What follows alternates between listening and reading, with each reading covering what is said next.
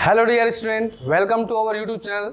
मैं अभिषेक चौबे हमेशा की तरह आप लोगों के बीच में एग्रीकल्चर से जुड़ा हुआ एक नया अपडेट लेकर आया हूं। जैसे कि आप सभी जान रहे हैं कि पीएटी का जो हमारा रिजल्ट है वो डिक्लेयर कर दिया गया है। अब रिजल्ट आने के बाद सभी स्टूडेंट के मन में काउंसलिंग को लेकर तरह तरह के सवाल आ रहा है कि काउंसलिंग कब होगा।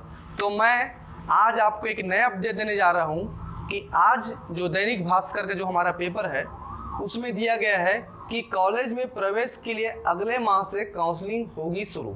ठीक है, तो ये जो न्यूज़ है आज का है और यहाँ पे दे दिया गया है स्पष्ट रूप से कि बीएससी कृषि व उद्यानिकी के लिए भी अगले महीने काउंसलिंग होगी।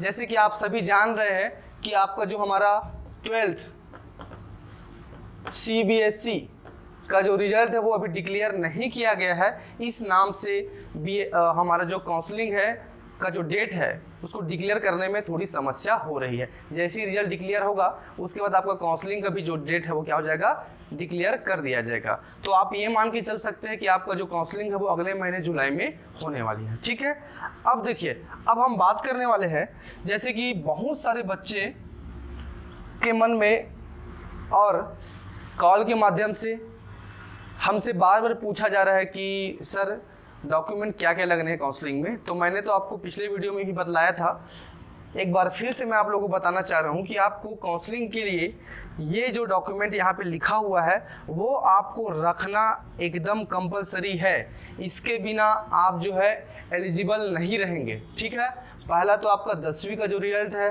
12वीं का रिजल्ट, उसके बाद बात करें TC transfer certificate, CC character certificate और ये है आपका माइग्रेशन। ठीक है, ये सब चीज़ आपके पास होने ही चाहिए।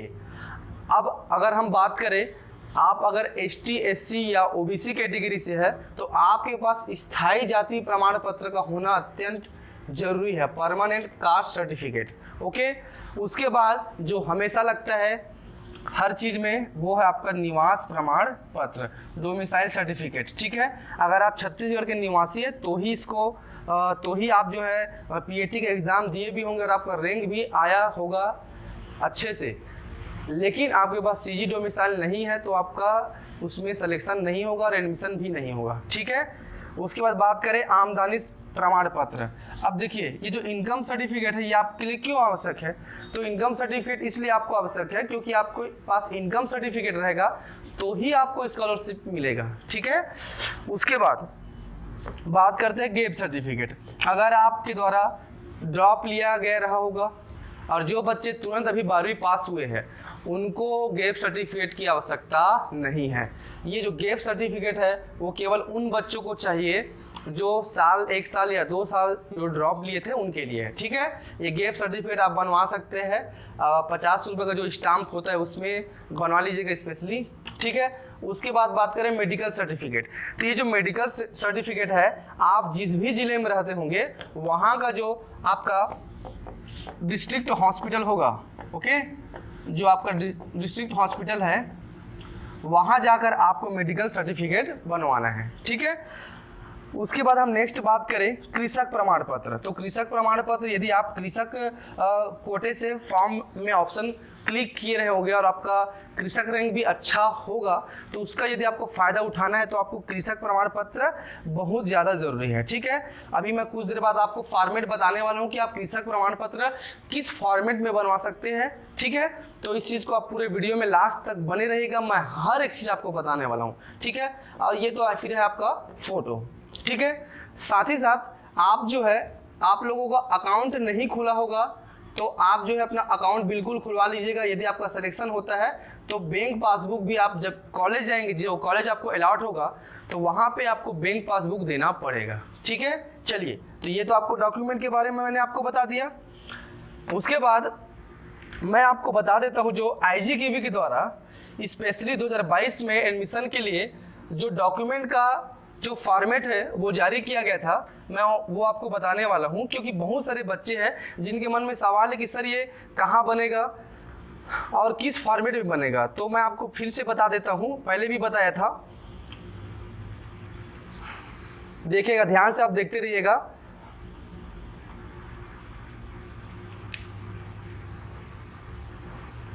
ये आईजी के भी द्वारा स्पेशली 2022 के लिए जारी किया गया था, जब पीएटी का फॉर्म आया था उस टाइम पे, ठीक है, एडमिशन को लेके।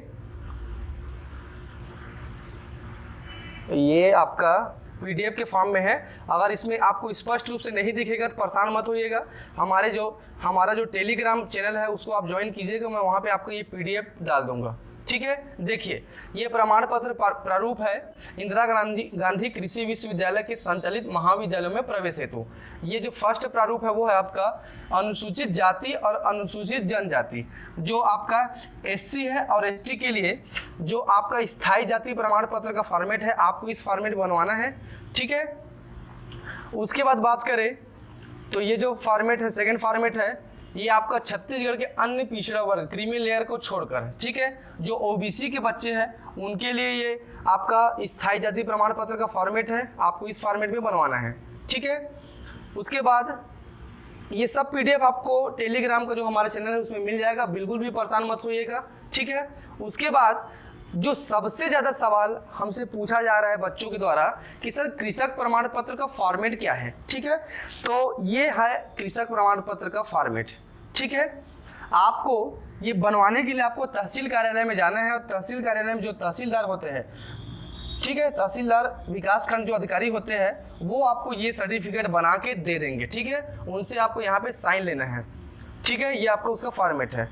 उसके बाद हम आगे बढ़ते हैं, तो आगे बढ़ेंगे तो ये फॉर्मेट जो है वो स्वतंत्रता सेनानी वर्ग के जो है बच्चे हैं, जिनके घर में जिनके दादाजी लोग स्वतंत्रता सेनानी थे, वो इसको बनवा सकते हैं। और ये जो फॉर्मेट है आपको ये कलेक्टर अथवा कलेक्टर रैंक के जो अधिकारी होते हैं वो आपको ये बना के दे देंगे, ठीक है।